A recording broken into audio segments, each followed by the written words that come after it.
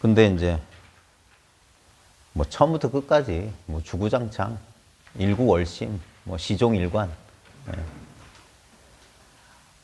벌써 제가 입 벌리기 전부터 지난 하루 동안 여러분 어떠셨는지 모르겠어요. 예. 항상 이 눈앞에 눈앞에 어떤 특정한 경계를 가리키는 게 아니에요. 그러니까 완전히 이완해도 된다고 하는 거예요. 그러면 오히려 훨씬 더 이게 자연스럽고 분명한 거예요. 예. 진짜 허공 가운데를 거닐고 있는 느낌이야. 우리 실제로 허공 속을 거닐고 있는데 우리는 그걸 이제 허공인 줄 알았는데 이게 우리 마음이더라는 거예요. 이걸 우린 허공이다라고 말과 개념을 써서 분별하는데 그건 말과 개념 분별이고 그 분별 또한 여기를 떠난 게 아닌데 우리의 그렇게 요즘 사람들은 그렇게 감각적인 것을 좋아한다면 진짜 감각적으로 느껴보라 하는 거예요. 감각적으로.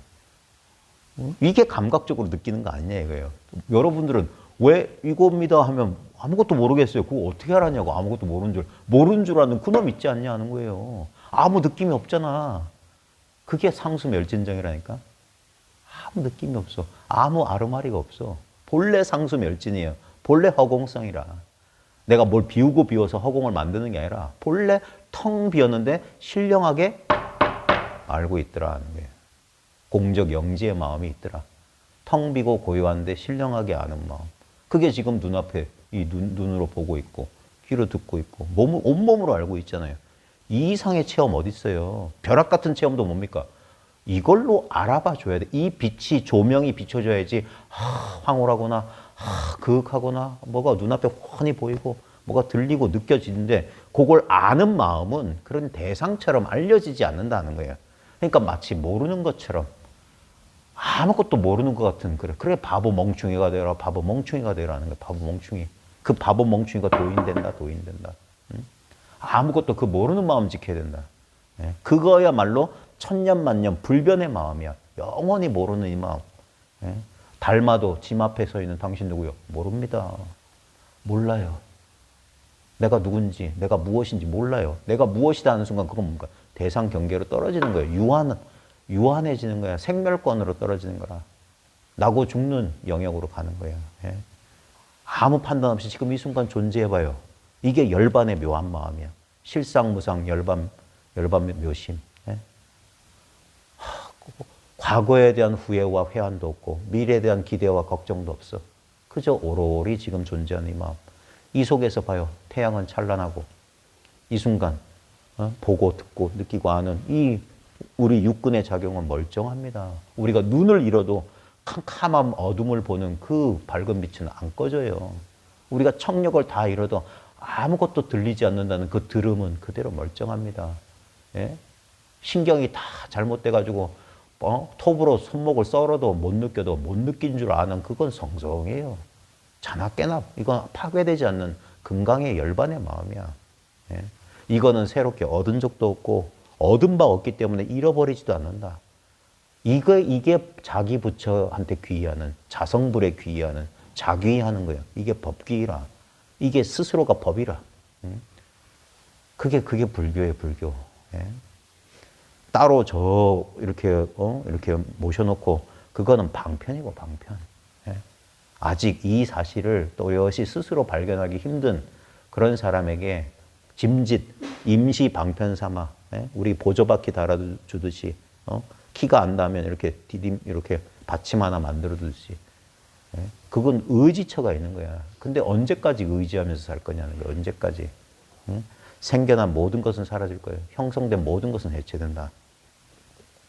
그러니까 결코 생겨나지 않고 형성되지 않은 거. 그건 법은 본래의 법이어야 된다. 수행을 통해서 만들어내거나 조작하는 법이 아니라 자연 그대로의 법, 있는 그대로의 법. 그것이 언제나 스스로 있다는 거예요. 스스로. 어디에 의지해 있지 않고 존재는 스스로 존재하는 것이지 무엇에 의지해서 존재하는 게 아니에요. 우리 육신이라고 하는 것은 지금 이 순간에 의지해 있어요.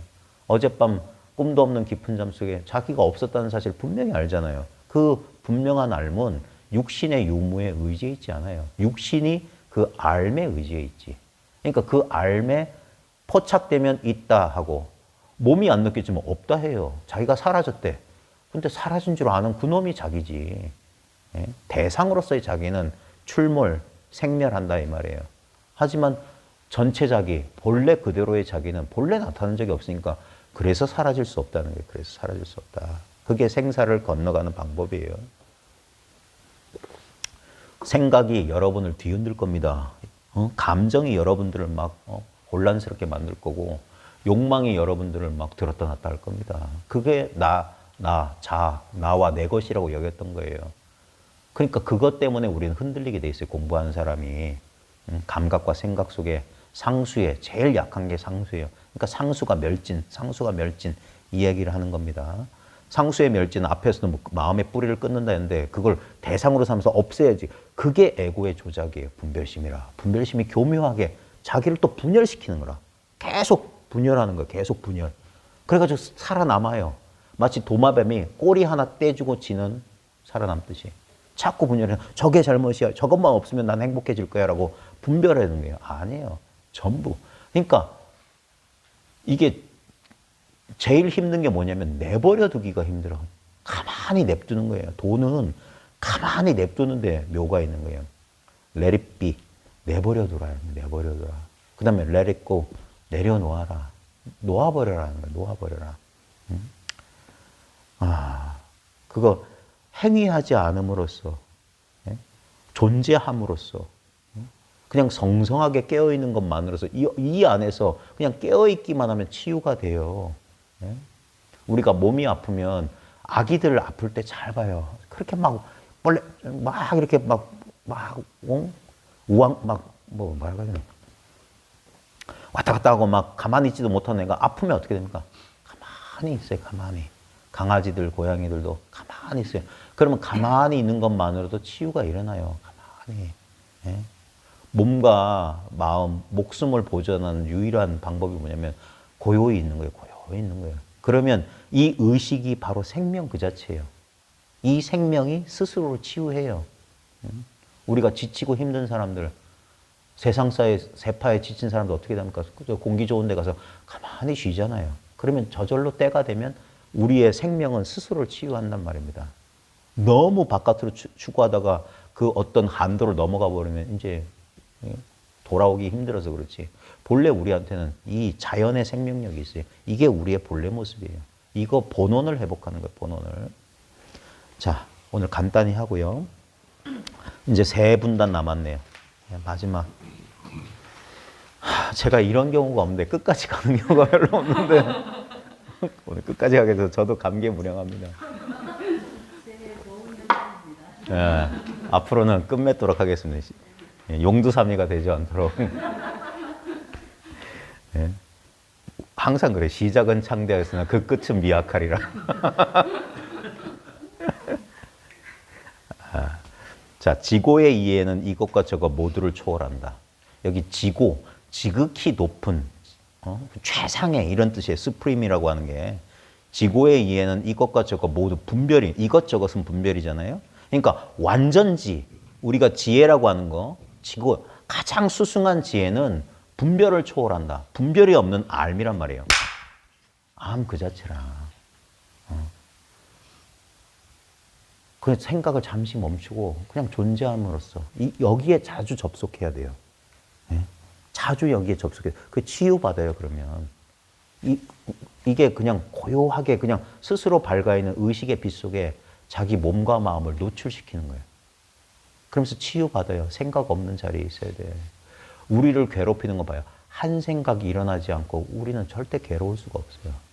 괴로우려면 한 생각, 에고가 비명을 질러야 돼요. 죽겠네. 짜증나 죽겠네. 왜 이러는 거야? 이럴 때 그게 괴로움이에요. 근데 그 생각이 일어나면 그 생각은 싹 자기는 궁둥이를 뒤로 쑥 빼. 바로 그 짜증이 바로 괴로움인데 저것 때문이라고 요거를 싹 자기는 감추고 저쪽 대상을 지목하는 거예요. 그래서 우리로 하여금 절로 쏠리게 만드는 거야. 경계를 쫓게 만들어. 그래서 자기는 살아남아요. 저것만 없으면, 이것만 얻으면, 이걸 얻게 되면 난 행복할 거고 저거 없어지면 행복할 거라고 하는 거예요. 아니요. 이것만 하는, 저것만 하는 그놈 때문에 괴로운 거지. 그래서 어리석은 자는 경계를 어찌하려고 하고 지혜로운 자는 그 마음을 없앤다는 거예요. 그 마음을 지워버린다. 그게 원효대사의 깨달음이에요. 예? 똑같은 해부골 빠져가지고 물인데 어떨 때는 모르고 먹었으면 그렇게 시원한 건데 알고 보니까 웩 한단 말이에요. 한 생각에 달려있는 거예요. 예? 객관적으로 존재하는 건 없다는 거예요. 내가 그것을 어떻게 받아들이냐. 그러니까 그 분별하는 마음이 문제지. 실제로 봐요. 가만히 있는 그대로 경험해 보면 봐요. 우리의 고통이라고 하는 것도 뭐 행복이라고 하는 것도 기쁨이라고 하는 것도 그냥 경험이에요. 경험. 현상이라고. 법이라고 불교에서 제법 다르마라고 하는 거 봐요. 불교 참 재밌어요. 이 천차만별의 대상도 제법이라고 법이라고 하고 다르마라고 해요. 그 다음에 지고의 진리도 불법해서 법 할 때도 다르마라고 해요. 왜?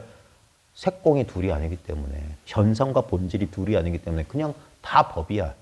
선문에서도 마음이라고 하는 게 봐요. 이 분별하는 마음도 마음이야.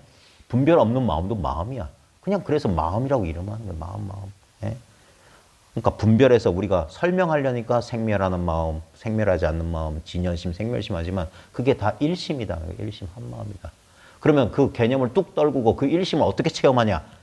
체험하면 안 되지. 부처가 다시 부처가 될 수 없다. 이런 소리가 있어요. 내가 다시 나가 되는 일 없다. 나는 그냥 나야. 영원히 나였어. 처음부터 끝까지 나였어. 여러분, 나가 아닌 적이 있었어요? 이 5살 때나 10살 때의 나는 변하잖아요. 근데 5살 때나 10살 때나 그걸 내가 나인 줄 아는 그 나. 그 나. 이 나. 이 나. 이 나. 이 나를 말하는 거예요. 지금 이 소리를 통해서 내가 노출된다니까? 예?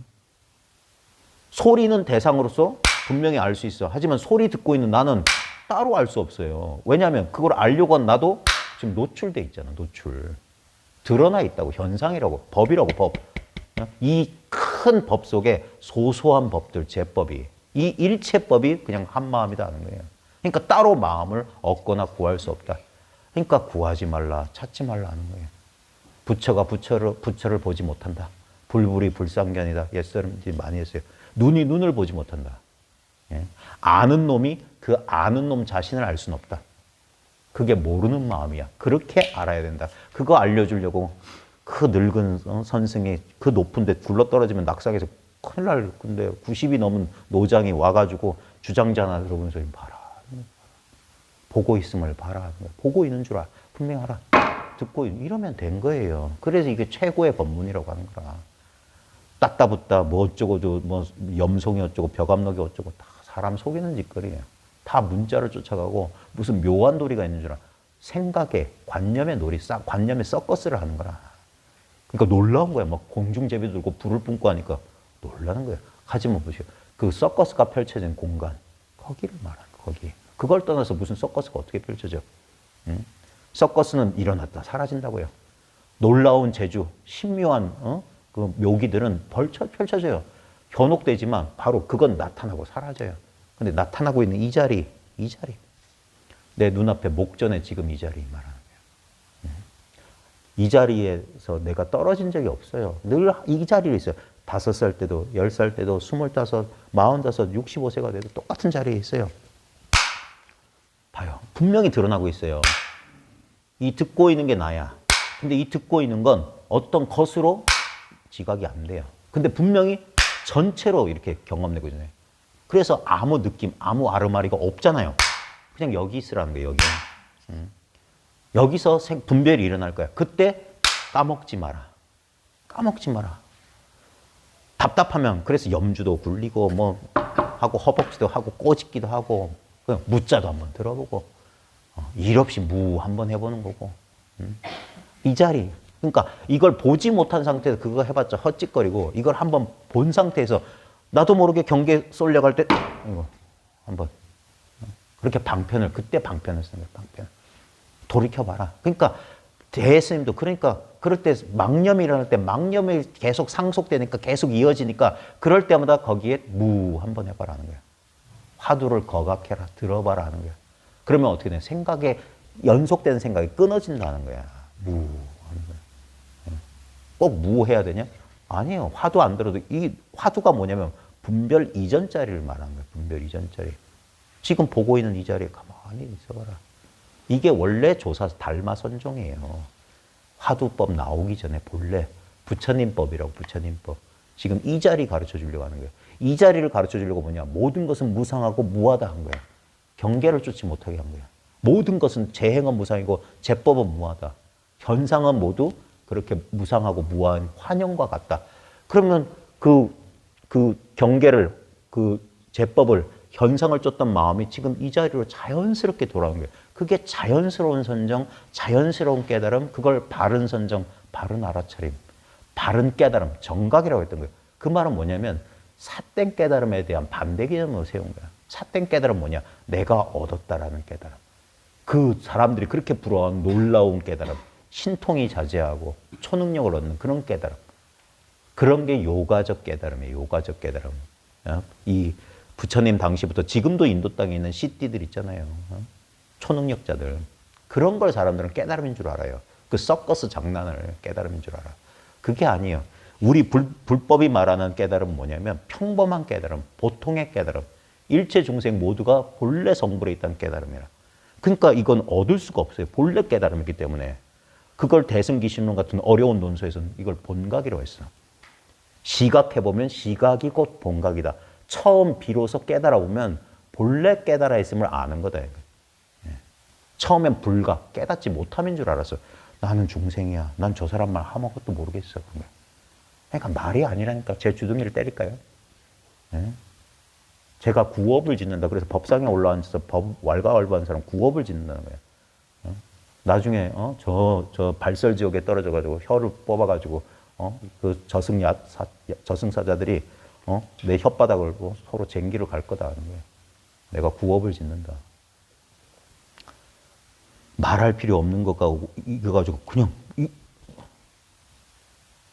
그때 여러분들이 저를 구제해 줄 수 있는 방법이 뭐냐면 여러분들이 눈앞에 있는 그 사실. 제가 이런 말도 안 되는 말 가지고 전달하려는 것을 개떡같이 말했는데 찰떡같이 알아듣는 거예요.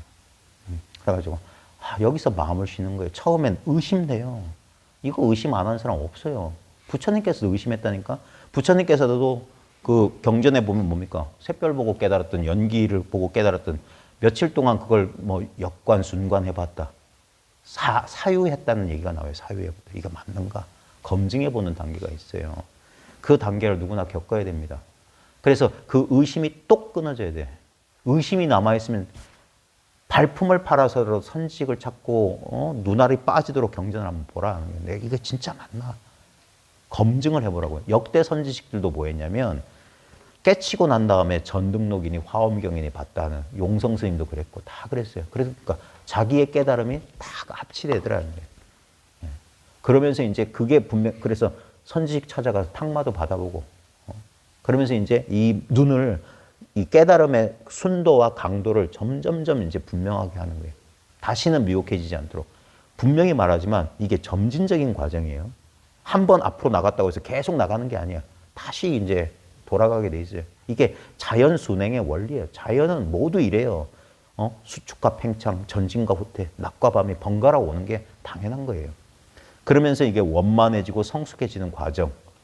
그래서 비록 깨닫기는 단박, 시간을 초월해서 깨닫지만 이 닦음이라고 하는 거, 이게 원만해지고 우리의 행업이 순일해지는 거, 우리의 행위가 엽법해질 때까지는 그동안은 뭐냐면 분별하는 시스템에 맞춰진 행위가 나왔던 거예요. 이제 분별 없는 자리에서 다시 행위를 배우는 거예요. 그러다 보니까 처음엔 뭡니까? 삐그덕삐그덕 하는 거예요. 혼란, 혼동이 오는 거예요. 어린아이가 성숙한 남성, 여성이 되기 위해서는 과거의 어린아이 때 못 느꼈던 감정이나 못 느꼈던 욕망들이 자연히 일어나고 생각이 일어나는 거예요. 그러니까 애가 혼란에 빠진 거야. 내 안에 악마가 있나? 어렸을 때 엄마한테 배웠던 그 가르침, 거짓말하면 나쁜 애고, 뭐 하면 안 되는데. 그러니까 막 죄책감 같은 거 느끼고, 그러다 보니까 더 어두워지고, 맨날 앞머리 이렇게 눈깔이 가리고. 그런 거예요. 자기도 모르게 그런 거예요. 느껴지기 때문에. 근데 그 모든 것들을 허용해주고, 그래서 소통하고, 그러면 순일하게 이제 그걸 넘어가는데, 억압하고, 너 뭐하니? 그럴 때마다 애는 더 꼭꼭 숨으려고 그러고, 자아 속에 갇히면. 그러면서 그걸 틀을 삼아서 살아남게 되는 거예요. 근데 언젠간 그 틀이 다 깨어지죠. 우리 갱년을 맞이하는 것도 마찬가지예요. 그동안 내가 성장해서 내가 난해하고 있던 정체성들이 이제 하나둘씩 무너지잖아요. 몸이 무너지니까 마음도 무너지고, 예? 관계도 무너지고, 사업도 무너지고, 다 무너진다. 다 무너지고 있다. 다 무너지고 있다. 그러면서 또 혼란에 빠지죠. 야, 이게 뭔가 내가 수십 년 살아왔던 인생이 이렇게 허무하단 말인가 하면서 처연해지고 슬퍼지고 우울해지고 술 한잔 생각나고 그러다 보니까 또 어떤 사람이 또 나한테 부드럽게 하니까 아이고 나도 모르게 마음이 또 굴룩하네. 그러니까 중년의 위기가 찾아오고 사네 안 사네 죽네 사네 인생 드라마가 맨날 사랑과 전쟁 아니에요? 그놈의 예? 과거에 반복했던 게 그대로 반복되고 있는 거예요. 그게 뭡니까? 삼사라 윤회라. 예? 한번 거기서 한 생각 툭 한번 내려놔 봐라 이거예요. 많이 변했다 하는데 뭐가 변했단 말이냐. 예? 이 눈앞에 이 영력 고명한 한 물건 뚜렷뚜렷하고 홀로 밝아있는 이 물건 아닌 물건은 늘 이 변하는 세상을 비췄는데 내가 10살 때 봤던 이 꽃마을 아버지 따라 왔던 꽃마을하고 지금 꽃마을은 달라졌어요. 예? 이렇게 깨끗해지고 이렇게 세련된 마을이 됐는데 그때 10살 때 그 꽃마을을 보던 눈이나 밀주 팔고 막 그때 꽃마을이나 지금 꽃마을이나 보고 있는 이놈은 변한 적이 없어요. 거기에 그 어린아이는 이제 늙어서 50대 중년이 됐지만 그 10살 때 내 몸의 느낌, 내 생각, 내 욕망을 알던 그 물건이 50 중반에 내 생각, 내 욕망을 똑같이 알고 있어. 아는 놈은 한 놈이야. 아는 놈 한 놈. 이게 지고의 이해는 이것저것이란 분별을 초월해. 모두를 초월해. 근데 여기서 조심해야 되는 게 이것저것 모두를 포함하면서 초월해. 한 법도 취하지 않지만 한 법도 버리지 않아요. 내 슬픔과 기쁨은 그대로 있을 거예요. 걱정하지 말아요. 내 슬픔과 기쁨은 그대로 있을 테니까 인연 따라 슬픔과 기쁨이 밀물처럼 썰물처럼 올 거니까 그게 죄송합니다 어르신들 앞에서 인생의 재미, 맛이 아닐까요? 때로는 슬프고 때로는 기쁘고 슬픔이 없는데 기쁨이 기뻐지겠어요? 네?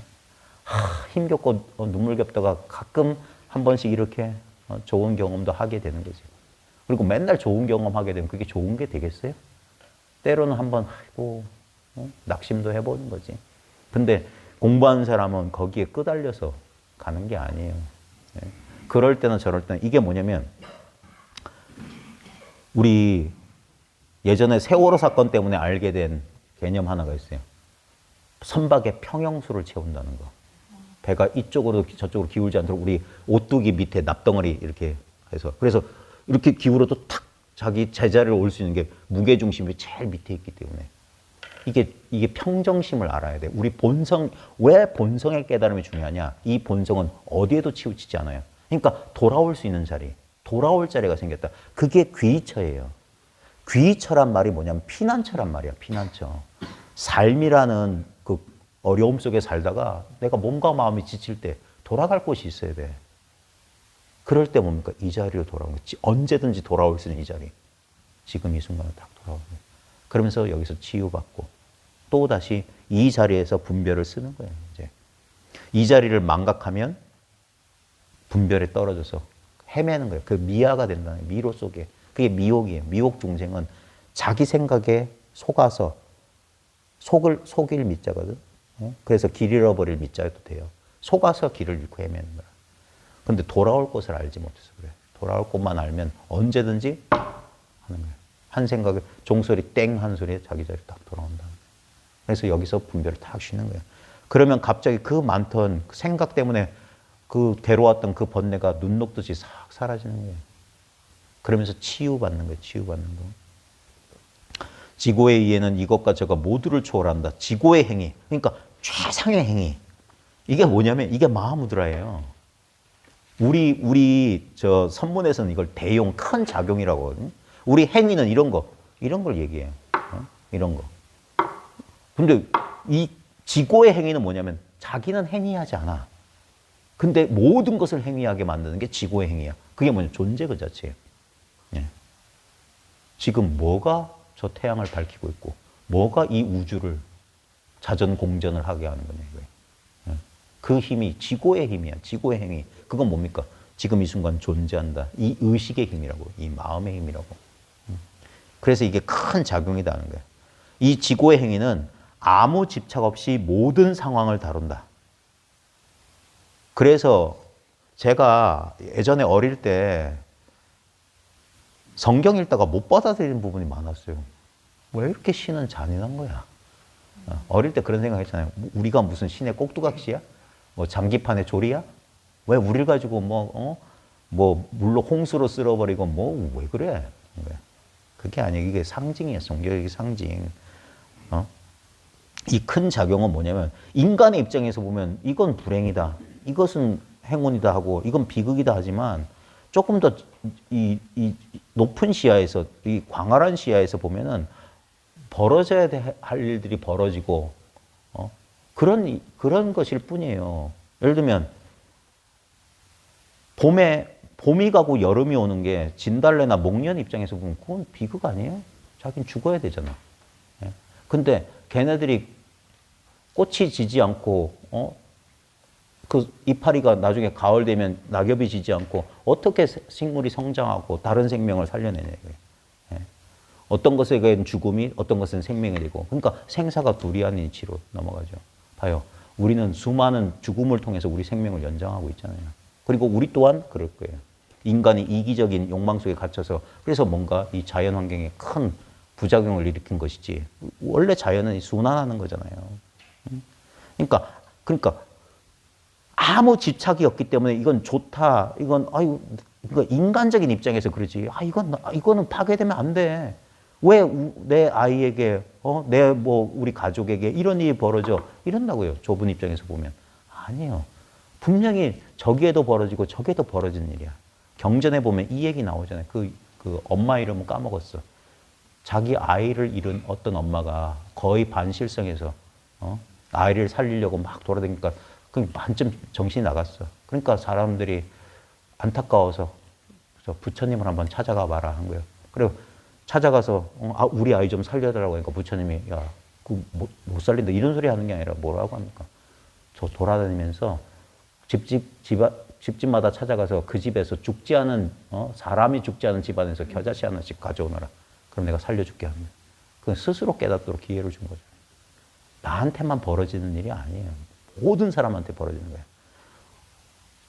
그 얘기를 한번 했을 거예요. 우리는 막 견디기 힘들면 그래 차라리 그냥 목숨을 끊어버리면 이 고통에서 벗어나지 않을까 하고 그래서 많은 사람들이 그 어리석은 짓을 해요. 근데 봐요. 제가 이걸 참 설명을 하기가 참 힘든데 사람들이 이게 납득이 잘 안 될 거야. 나는 죽어도 누군가 괴로워하잖아요. 그 사람이 내가 된다니까. 이거 이해돼요? 죽는 사람들은 다 이래요. 이해 안 돼요? 이게 이해되는 날이 올 거야. 봐요. 죽음까지 몰리는 사람은 어떤 심정일까요? 아무도 나를 이해 못할 거야. 누구도 나를 도와주지 못할 거야. 그래서 마지막 그런 선택을 하잖아요. 근데 나만 그런 게 아니야. 저 사람도 그런데 근데 우리는 살아있을 때는 이렇게 분별한다고. 그래. 나는 나고 저 사람은 저 사람이니까 나는 죽어도 저 사람은 살겠지. 아니에요. 이 하나의 마음밖에 없어. 그러니까 이 하나의 마음이 나의 마음이 아니에요. 내가 그러면 이게 사라지는 게 아니야. 저 사람도 이 하나이면 똑같아. 이거 이해가 안 되지. 일체 중생이 나 하나란 말이야. 그러니까 이거 하나 사라져도 여기 이 사람이 또 내가 된다. 이게 이해가 안 되지. 그 사람도 아무도 날 이해 못해. 나랑 똑같이. 그게 바로 나라고. 우리는 저 사람의 몸이 떨어져 있고 저 사람 마음 내가 못 읽으니까 못 느껴지니까 나는 죽어도 저 사람은 아무 상관 없을 거야. 뭐 그 사람이 괴로운 거랑 나랑 뭐 무슨 상관이야. 그래서 세상이 이 모양이야. 나랑 별개라고 자꾸 생각하니까. 아니에요. 누군가 괴로워한다면 그게 나라니까. 그 사람의 괴로움 그 사람이 나라고. 이거 어떻게 설명해. 다 똑같이 내가 괴롭다고 한다고 내가. 그게 나라. 우리는 자꾸 자기가 분열되어 있다고 자꾸 생각해.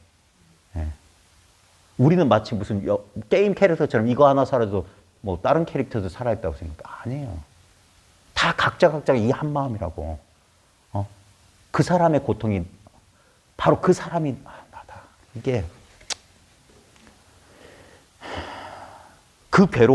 내가 괴롭듯이 그 사람도 괴로워해요. 그 괴로움이, 그 사람의, 나의 괴로움이, 이거 어떻게 설명하지? 이게. 선생님, 이게 내 의식으로서 이렇게 바라보고, 생각하고, 느끼고, 그렇기 때문에 하나, 이렇게도. 전부 다 제가 보고 말하고, 그 사람이 말하고, 이것도 제 의식으로 다 알아차리고. 그러니까 거기서 제 의식할 때 제가 아니라고요. 예. 예. 그러니까 모든 사람이 봐요. 이게 설명이 참 안 돼. 예. 근데 그걸 알게 되면 그 허튼 짓 안 하게 돼. 그래서 뭡니까? 어떻게든 살아서 다른 사람의 고통을 없애준다고. 그게 내 고통을 없애는 길이야. 다른 사람의 고통이 없을 때 그게 대승이에요, 대승. 이게 신비라고. 그러니까 이기적인 거야.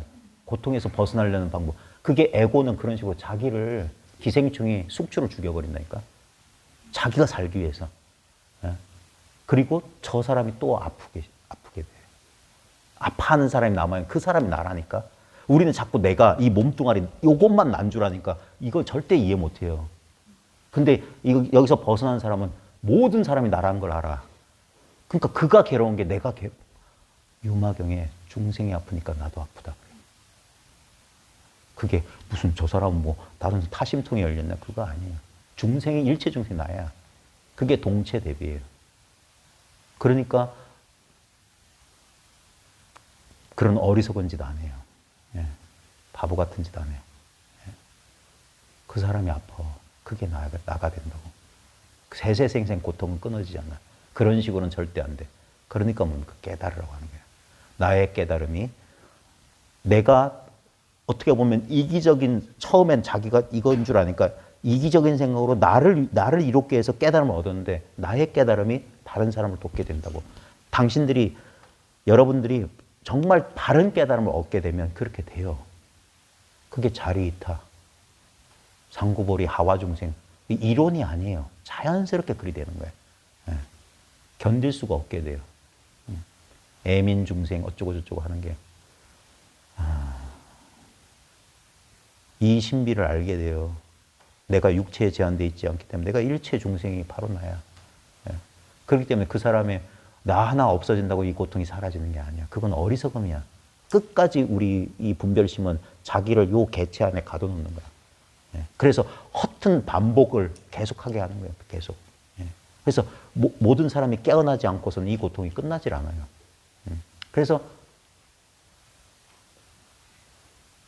대승불교에서는 보살은 열반에서 어디 다시는 윤회하지 않는다가 아니라 윤회 속으로 들어간다는 거예요. 세상 속으로. 거듭거듭 내가 다시 다음 생에 다시 와가지고 또 한다. 예. 계란으로 바위치기를 것처럼 이 계산기 두드린 거 이건 견적이 안 나오는데? 그런 거 아니에요. 계란으로 바위치기라도 한다는 거예요. 예. 중생의 고통이 끝이 없기 때문에 보살의 이 행위도 끝이 없는 거예요. 예. 그 길을 가는 겁니다. 그게 아무 집착 없이 모든 상황을 다뤄요. 깨달음을 얻으면 나한테 어떤 고통도 발가락 튀는 도 안 아플 거야. 어떤 소리예요? 아파요. 그대로야. 근데 그 감각과 감정에 제한되지 않는 거예요. 예. 모든 상황을 다룬다. 어떤 것도 제한되는 게 없어요. 배제되는 게 없어요. 그래서 통합되는 과정이야. 그래서 이 올바른 정지견을 안 가지면 깨달음을 가지고 또 남어. 그러니까 그게 법상 가지고 법이란 상이 생긴다는 거예요. 그래서 아주 이 중생의 어리석음이 아주 이게 이 성질 사나운 나중에 나가서 보시면 제일 꼭대기에 시부도 그려져 있는데 아주 고집센 황소 길들이는 거와 똑같다는 거예요. 맞아. 그래서 소가 나타나는 게 한 5그림에 10개 그림 가운데 한 5개 이상의 소만 나타나. 그거 겨우 길들이는 거예요. 그래서 공부는 지난한 과정 아닌 과정이 꼭 필요해요. 모든 상황을 다룬다. 버림받는 게 하나도 없어. 그 잠자는 숲속의 공주 왕국에 마녀도 초대돼야 돼. 내 내면에 악마도 초대돼야 돼. 파순이도 초대돼야 돼. 부처님 경전 읽다 보면 마왕 파순이가 부처님 성도이어도 또 찾아와. 그때 부처님이 그를 대하는 태도가 뭐냐. 오 버시오 자네 왔는 거예요. 버시오. 그게 통합하는 거예요. 인정해주고, 요즘 현대 심리학으로 하면 인정하고 허용해주는 거라. 예. 그럴 때 그것이 질적인 변화가 온다. 거부하고 부정할 땐 분리감이 일어나서 그게 악마처럼 또 다른 대상처럼 있죠. 그게 바로 나야. 어디서 일어난 거야?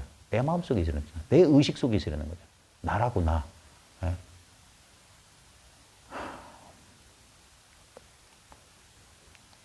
지고의 깨달음은 봐요. 지고의 이해, 그러니까 최고의 이해, 최고의 행위, 최고의 깨달음은 아무 바람 없이 내재성을 깨닫는 거다. 이미 내 안에 있음을 깨닫는 거다.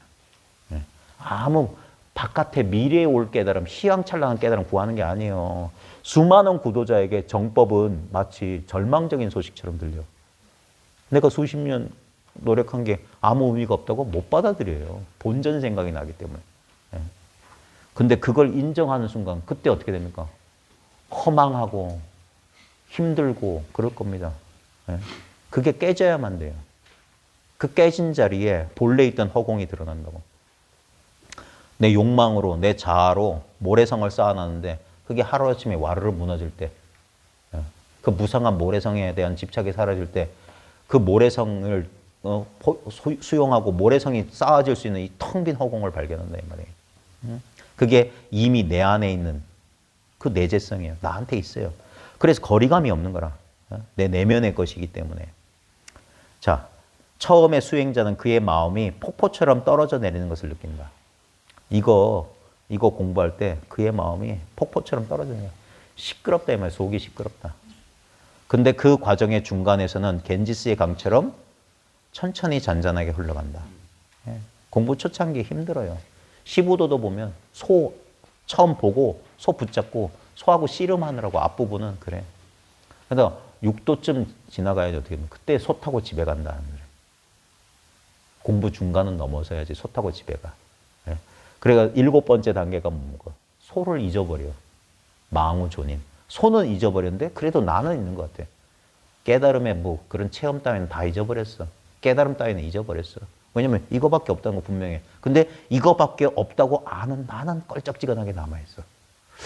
그러니까 아직까지 좀 미진하다. 왜? 이게 불편한 게 하나 있어. 그러다가 이거 나마저도 사라진다는 거야. 인후구망, 소와 나를 다 잊어버린다. 아, 나라는 것도 또 하나의 감각, 분별이구나. 또 다른 느낌과 생각, 상수에 불과하구나. 그래서 계속 오온개공, 오온개공, 일체개공이라는 게. 그러니까 8번째 가면 인후구망, 텅 빈 이 자리를 상징적으로 이렇게 한 거예요. 이게 이 원이 상징하는 게 뭐냐면 원만 구족이에요. 이미 완성돼 있더라는 거예요. 원만하다 이거예요. 아무 부족함이 없다는 거예요. 그러면서 거기엔 아무 그림, 이미지가 나타나죠. 텅 비었는데 원만한 거. 아무것도 없는데 완벽한 거. 봐요. 이 이상 완벽할 수 있나요? 이 이상 완벽할 수 있나요? 네? 이 이상 완벽할 수 있냐요? 이 이상 완벽하게 들을 수 있냐고. 아무 애씀 없이, 노력 없이. 봐요. 이 듣고 있음이 나의 행위인가요? 나의 의도나 조작이 필요한가요? 억지로면 저절로 아니에요? 그냥. 그게 도라고. 도는 자연이야. 저절로 그러해요. 그러니까 애씀 없이 이완하라는 인위적인, 그러면 분리감이 일어나. 흑! 하는 순간. 마음이 탁 일어나면 주관객관으로 딱 벌어져요. 그거 도깨비 노름이라고. 아무리 해봤자 안 돼. 도깨비 씨름하는 거라. 그러니까 수행자는 그의 마음이 폭포처럼 떨어져 내리는 것을 느낀다. 그 과정의 중간에서 겐지스 강처럼 천천히 잔잔하게 흘러간다. 그래서 공부 한 고비를 넘기게 되면 이제 고요해져요. 그 다음에 마지막에 그랬어요. 처음에 시끄럽다가 이제 조금 그러니까 쉬는 자리를 이제 확보하는 거야. 이제 공부가 좀 편해져. 그 다음에 마지막에 그것은 자각명과 모각명이 하나로 녹아드는 거대하고 광활한 바다이다. 이게 이제 티베트 불교 마하무드라 이 티베트 불교에서 말하는 그 깨달음에 대한 표현인데 아들 광명과 어머니 광명이 하나로 녹아든다는 게 뭐냐면 개체 의식과 전체 의식이 하나가 된다 이거예요. 예. 분명히 우리는 개체 의식이 있어요. 우리가 뭐 유식으로 말하면 이제 칠식, 육식, 칠식 이것이 개체 의식이에요. 분별한 의식. 근데 이게 하나의 아레아식, 청정 무구식이에요. 그러니까 분명히 봐요. 생멸심과 진여심으로 입장에서 보면 봐요. 내 신체와 인연돼서 불끈불끈 일어나는 내 생각, 내 감정은 이게 아들 광명이야. 뭔가 분리된 것 같아. 근데 이것만 있는 게 아니에요. 아까 너무나 냉정하고 집착 없이 그냥 내가 죽든 살든 상관없는 것처럼 보면 이 현실 있잖아요. 이것도 의식이야. 우리가 분별해서 이건 내가 아니고 물리적인 세계라고 자꾸 생각하는 거야. 근데 잠깐만 정신 차려봐요. 나도 세계도 뭔가에 의해서 이렇게 드러나고 있는데, 예? 지금 나 의식하고 내 분별심이 일어나는 거 그거 알고 있지 않냐는 거예요. 그리고 세계도 알고 있지 않냐. 아는 놈이 두 놈이에요. 예? 만약 후레쉬의 비유에 비추자면 나도 비추고 바깥도 비추는 거 이 후레쉬 하나 아니에요? 이 후레쉬 불빛에서 딱 하니까 뭐 예를 들어서 내 손목시계 어디 갔지? 하고 탁 하니까 손목시계 여기 있네. 그 다음에 저 화장실 가는 저 스위치 어디 있지? 하면 탁 하면 하나 가지고 하는 거 아니냐고. 지금 써봐요. 자기 느껴보고 허공 느껴보고 한 놈이 느끼지 않냐. 근데 그놈은 원래 둘이 아니잖아. 근데 이걸 망각하면 이렇게 그러니까 자기 이 가죽 포대기 속에서 자꾸 막 생각하고 있는 그 생각 속에 빠진다고. 예? 근데 그 생각을 비추고 있는 그 개체 의식과 이 전체를 비추고 있는 이것은 본래 하나였어. 예? 그래서 물이 물로 돌아간 것 같고 허공이 허공으로 돌아간 것 같다는 거예요. 원래 하나였기 때문에. 분별 속에서만 둘로 나눴다가 분별이 사라질 뿐 달리 얻는 깨달음은 없다 이거예요. 이게 구경의 깨달음의 비밀이에요. 잘못된 깨달음들은 뭔가 야단 법석을 떨어. 그건 생멸법이야. 그거 아니라고. 예. 그래서 이 지혜를 알아듣는 사람이 드물다는 거예요. 그래서 근기가 성숙해야 근기가 이게 돼야지 알아듣는다는 거예요. 왜냐면 이게 뭔 말이야. 어? 어려운 철학하는 얘기도 아니고 아주 단순 그냥 이거라고 말하는데 아무것도 필요 없는 이건데 그거 왜 자기가 기존에 배웠던 이게 자꾸 이걸 바로 보지 못하게 막는 거예요. 그거 깨부시느라고 시간 낭비하고 있는 거야. 근데 그러지 않고서는 이거 못 받아들여요. 그러니까 그래서 앞에서 말했듯이 불교를 배운 사람들이 불교를 더 몰라. 엉뚱한 걸 불교라고. 상을 불교라고 생각해. 이 상을 부순 게 불교란 말이야. 아무 상이 없는 게 불교라고. 깨달음이. 그러니까 자광명과 모광명이 하나로 녹아드는 거대하고 광활한 바다이다. 그러니까 예전부터 이 전체 의식을 그러니까 비유는 뭡니까? 우리가 아직 모르는 것을 이미 알고 있는 것을 빗대서 표현하는 거잖아. 그러니까 비유는 어디까지도 비유예요. 그러니까 허공이나 바다처럼 광활한 것에 빗대는 거라. 한계 없는 것에. 인간이 그 고대인들의 의식 수준에서 비유할 수 있는 게 광활한 허공이나 광활한 바다. 나중에 태종대 앞바다 가보죠. 끝이 없어 보이잖아요. 그런 것처럼 이 우리의 전체 의식, 이 개체 의식과 전체 의식이 딱 합일됐을 때 이 의식 자체는 끝이 없어. 끝없는 무한한 거예요. 무한한 거. 시간적으로는 영원하고 공간적으로는 무한한 거. 그게 우리 마음이에요. 그게 지금 여기 이 마음. 봐요. 마하무드라의 노래라고 해가지고 수많은 글자들을 읽고 설명을 했어요. 근데 실제로는 뭐냐? 우리가 처음 만나서 지금까지 결국 제가 가리키려고 했던 건 이거 하나였던 거예요. 이거 하나. 말 한마디 필요 없는 거. 그러니까 말을 잊어도 상관없어요. 근데 이거는 까먹지 말라는 거예요. 이건 까먹지 말라. 돌고 돌아서 한 번도 봐요. 많은 5번의 시간을 나눠서 했지만 결국 뭡니까? 똑같은 자리에 한 걸음 떠난 적이 없어. 이거 알아보면 되는 거예요. 이거 알아보면. 아무도 누가 인정해 주지 않고 아무도 몰라도 상관없어요. 근데 자기가 한번 철저히 검증해 봐요. 정말 이거밖에 없나? 처음에는 대상으로 자꾸 그래서 폭포수처럼 떨어진다는 거 마음이. 저 위에서 뚝 떨어지는 것 같아. 근데 그러다 보면 나중에 보면 잔잔해진다. 스스로 이걸 인정하게 돼. 끄덕끄덕하게 돼. 그러면서 이것을 이제 의심하거나 그러지 않아요. 그렇게 되면 어떻게 되냐? 그제서야 알게 되는 게 분리가 사라지고 어디에 의지하지 않아도 돼. 허공은 어디에도 의지 있지 않아요. 허공 같은 마음이 된다고. 그러면서 진짜 강 같은 평화, 바다 같은 평화. 평화, 그게 우리의 선정이에요. 선정을 얻는다, 선정. 이상한 의식 상태, 뿅가 있는 상태가 아니라 매몰되어 있는 게 아니라 활짝 깨어 있는데도 마음의 동요가 없는 상태. 그렇게 살아간다. 그렇게 살아간다. 네. 일상생활 그대로가 선정이 된다는 겁니다. 네. 지난 1박 2일 동안 이제 24시간 동안 우리가 이런 공부 인연을 가졌는데 괜찮으셨어요? 네. 시간 하신 것 같진 않아요? 네. 연말연시 가족과 함께 오순도순. 네. 정말 모두 수고하셨고요. 특히 이거 저도 예전에 총무 생활 많이 해봐서 아는데 많은 대중들 이렇게 뒤치다거리 하는 게 쉬운 일이 아닙니다. 우리 이 공부 모임 마련해 주신 우리 원호 총무님, 그 다음에 이하 우리 안인옥 보살님, 하인숙 보살님께 감사의 박수.